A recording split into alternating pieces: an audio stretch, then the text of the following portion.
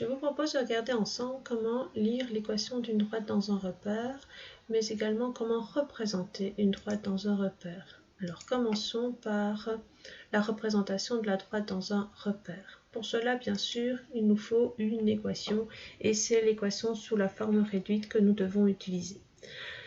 Pourquoi? Bien parce que nous pouvons tracer la droite que si nous avons les coefficients m et p. Alors, comment faire? Eh bien, tout d'abord, on va chercher P. P, je vous rappelle qu'il s'agit de l'ordonnée à l'origine, c'est-à-dire l'ordonnée du point d'intersection de la droite avec l'axe des ordonnées. Et donc, c'est l'ordonnée d'un point d'abscisse égale à 0. Choisissons de mettre ce point n'importe où, enfin cette graduation n'importe où pour la représentation. Disons que la graduation P, elle se trouve ici, et donc le point de coordonnées 0P de la droite est là. Que fait-on ensuite? Eh bien, vous allez chercher le M. Le M correspond au coefficient angulaire, qui est le rapport entre la deuxième composante et la première composante de votre vecteur directeur définissant la direction de votre droite. Comment fait-on pour utiliser ce coefficient angulaire? Eh bien, vous le travaillez en deux temps. Tout d'abord, vous allez lire le dénominateur. Il y en a toujours un.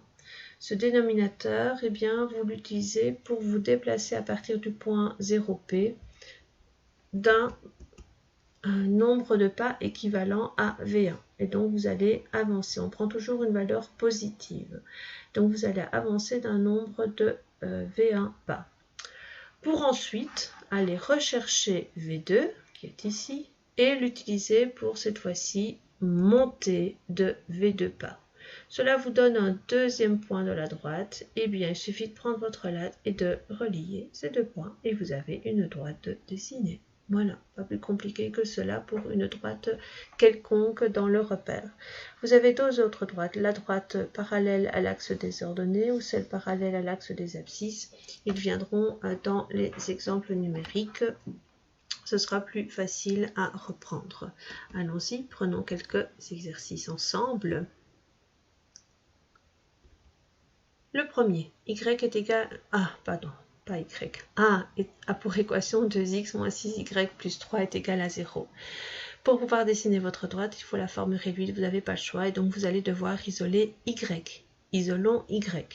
Et donc, on commence par isoler le terme en y, qui est moins 6y. Moins 6y est donc égal à moins 2x moins 3.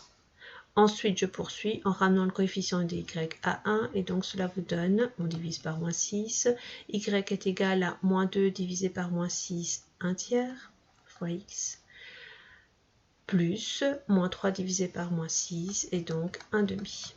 Et donc, le 1 demi, c'est le P. Cela veut dire que la droite passe par le point de coordonnées 0, 1 demi. Ce point de coordonnées 0, 1 demi, nous allons le repérer sur le repère, bien sûr. Cela me donne le premier point, à partir duquel je vais en trouver un deuxième en utilisant le coefficient angulaire, 1 tiers. À partir du point 0, 1 demi, je vais avancer de 3 pour monter de 1 unité. Et voilà, nous pouvons dessiner la droite. Allons-y.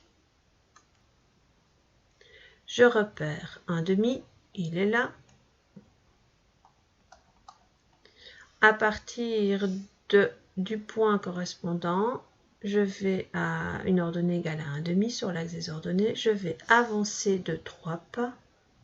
1, 2, 3 pour monter de 1 pas. Je viens ainsi de trouver un deuxième point de la droite. Je peux relier les deux points et j'obtiens la droite A.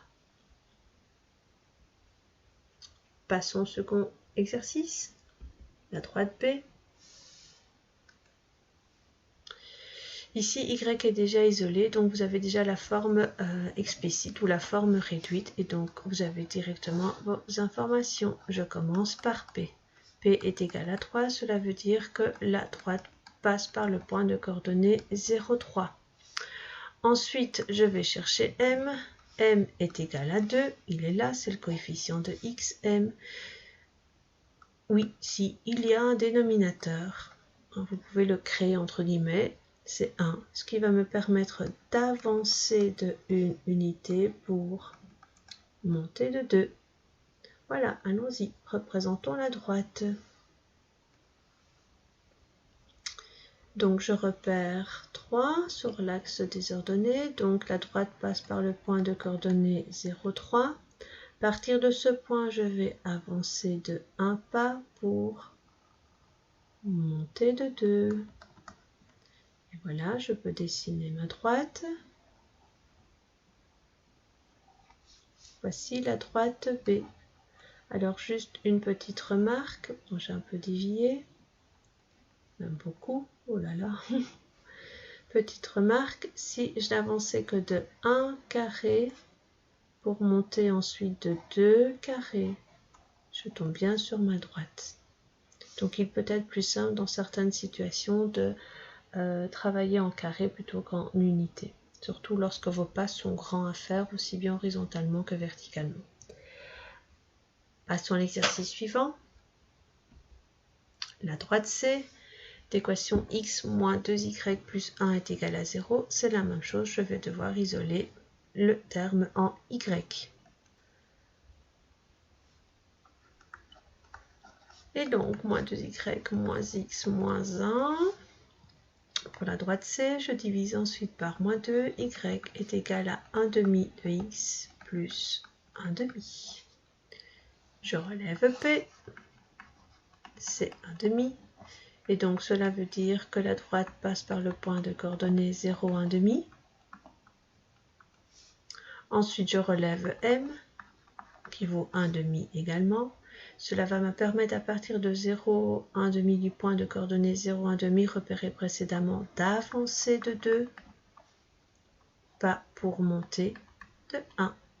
Allons-y, traçons. Et donc, je repère 1 demi.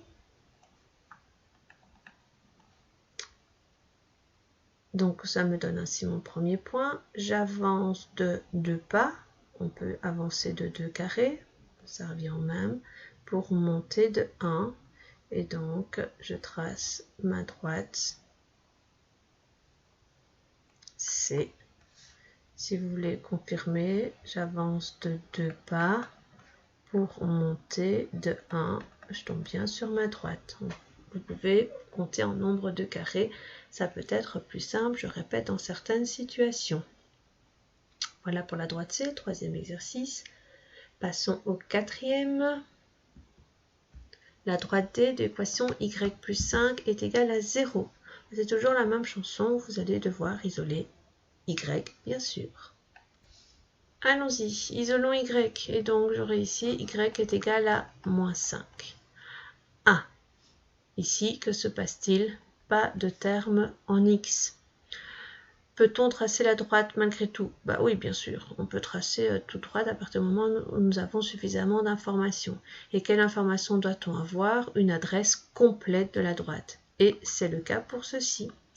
Quelle est l'adresse qui se cache là derrière y est égal à moins 5? Eh bien, c'est la suivante. Tous les points de la droite D ont une coordonnée, plus particulièrement ont une ordonnée particulière. Les points ont tous la même ordonnée. Et quelle est la valeur de cette ordonnée? Eh bien, il s'agit de moins 5. Ce qui va me permettre donc simplement en allant repérer tous les points d'ordonnée égale à moins 5 de dessiner ma droite. Allons-y, repérons-les. Alors, où sont-ils? Eh bien, repérons moins 5 sur l'axe des ordonnées, c'est ici. Et donc, tous les points sont là, à droite comme à gauche de l'axe des ordonnées. Et donc, si je relie, j'obtiens cette droite qui est une droite D, donc, et qui est parallèle à l'axe des abscisses. C'est une droite particulière. Eh bien, lorsque le terme en x n'existe pas, n'est pas présent dans votre équation, cela veut dire que votre droite est parallèle à l'axe des abscisses d'office. Est-ce que cette droite a un coefficient angulaire? Eh bien oui. S'il n'y a pas de terme en x, cela veut dire que le coefficient de x est égal à 0. Je vous rappelle également qu'un coefficient angulaire, c'est un rapport entre la deuxième composante et la première composante du vecteur directeur définissant la droite. Et pour que ce coefficient angulaire soit égal à 0, la seule possibilité est que la deuxième composante soit nulle. Et donc le vecteur directeur est un vecteur directeur qui a la direction de l'axe OX. Voilà, ça c'est important à s'en rendre compte. N'hésitez pas à le mémoriser. Passons à l'exercice suivant, la droite E. La droite E a pour équation 3x moins 2y est égal à 0. Ici, on a un terme en y, isolons, moins 2y est égal à moins 3x. On isole, on poursuit, on divise par moins 2 et donc 3 demi-x est égal à y et l'équation de votre droite. On commence par quoi? Mais par P bien sûr. Que vaut P? Ah, certains vont dire, il n'y a pas de P, madame, pas de terme indépendant. Ben si, il est caché. Et qui est caché, c'est 0. Et donc, cela veut dire que la droite passe en fait par le point de coordonnées 0, ça c'est le même pour toutes les situations. Et puis, ben, le P, c'est ce qu'on vient mettre en ordonnée. 0, 0 est un point de la droite E. Cela veut dire en fait que la droite passe par l'origine de votre repère. Ça aussi, c'est important.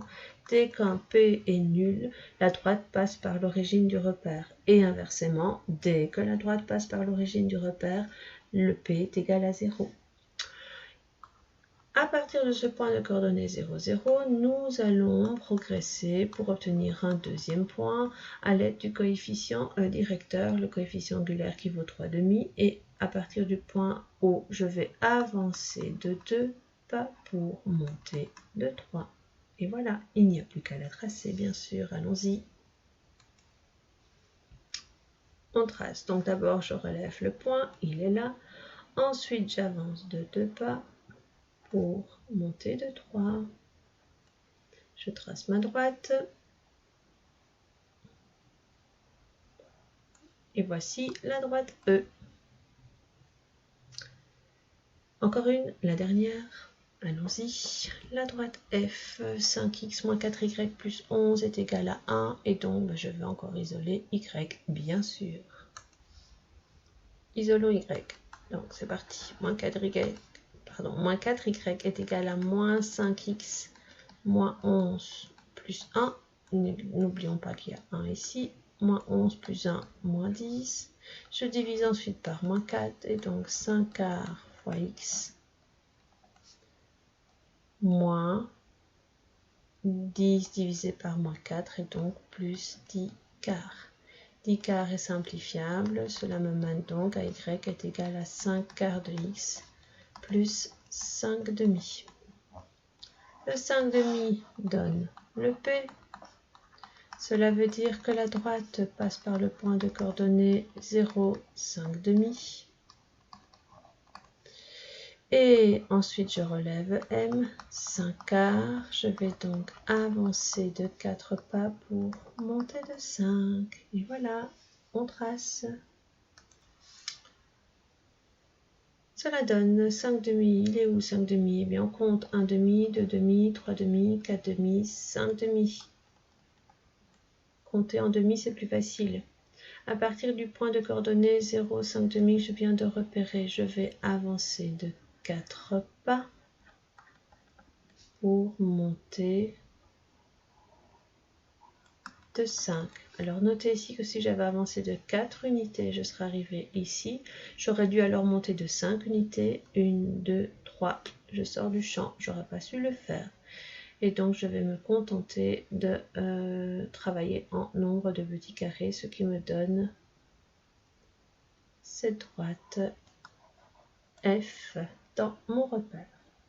Voilà pour le tracé d'une droite dans un repère. Donc vous devez retenir que vous êtes obligé de passer par la forme réduite. Maintenant que nous avons tracé, nous allons à partir de droites qui sont représentées lire des équations, enfin, et notamment une équation cartésienne de droite.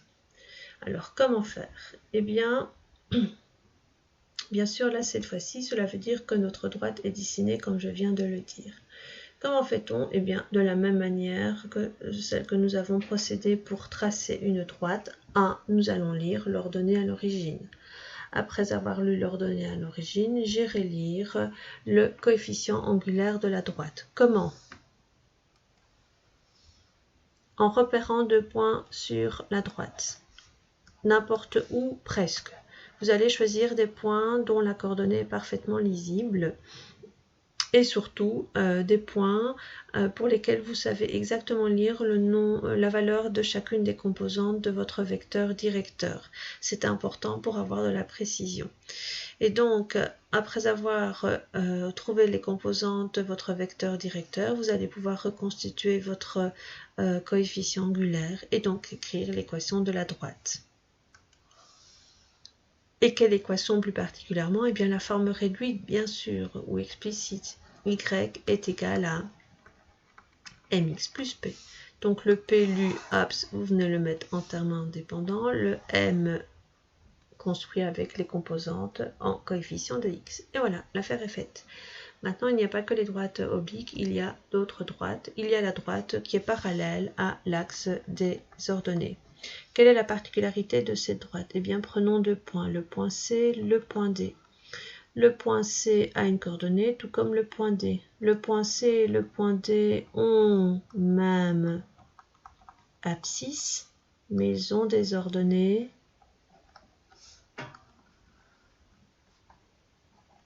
différentes.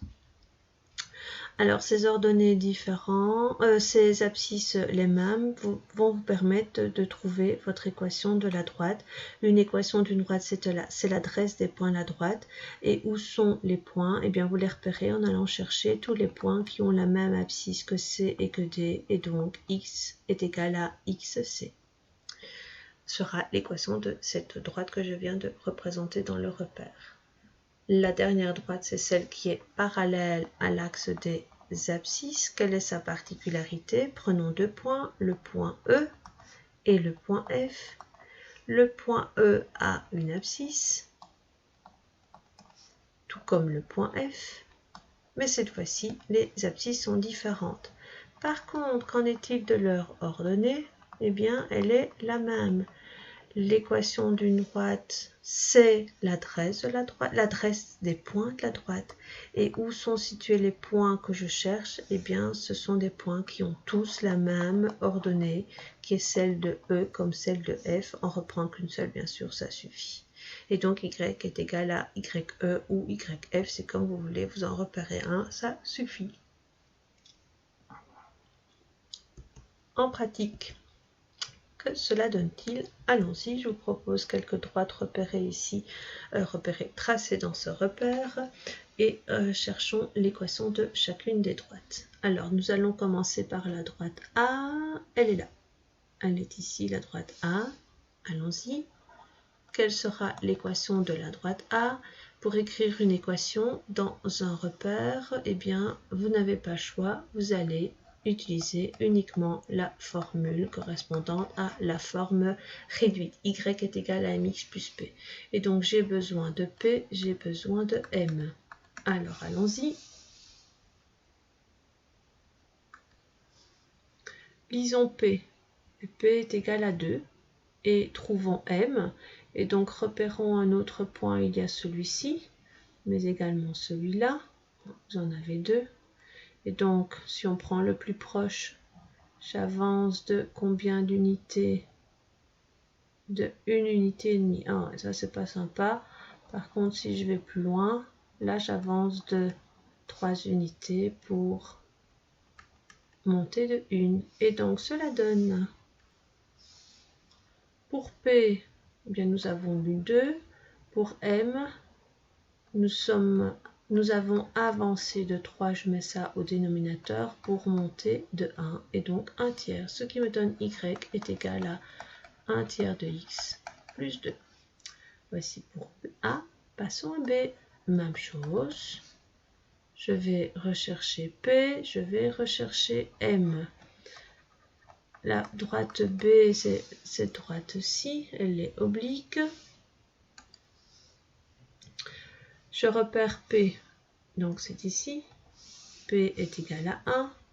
Ensuite, je vais avancer d'un pas, et là, c'est bon. Si je descends de 1, je retombe bien sur la droite. J'ai donc le coefficient angulaire de trouver. Reprenons les informations. P est égal à 1. M est égal à, j'avance de 1 pour descendre de 1. Et donc le coefficient angulaire est égal à moins 1. L'équation est donc y est égal à moins x plus 1. Voilà pour B. C. C, c'est une droite qui est parallèle à l'axe des abscisses. Eh bien, lorsqu'une droite est parallèle à l'axe des abscisses, elle est définie par des points qui ont tous la même ordonnée, donc y égale. Et quelle est l'ordonnée? Eh bien, c'est 4. Et voilà, pas plus compliqué pour ces droites-là. La droite D. Où est-elle la D? Je la repère pas. Oui, si, la voici. C'est celle-ci. Elle est ici, là.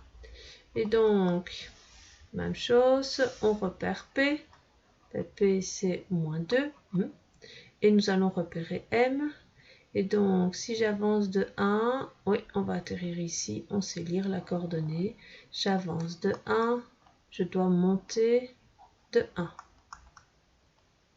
Cela me donnera donc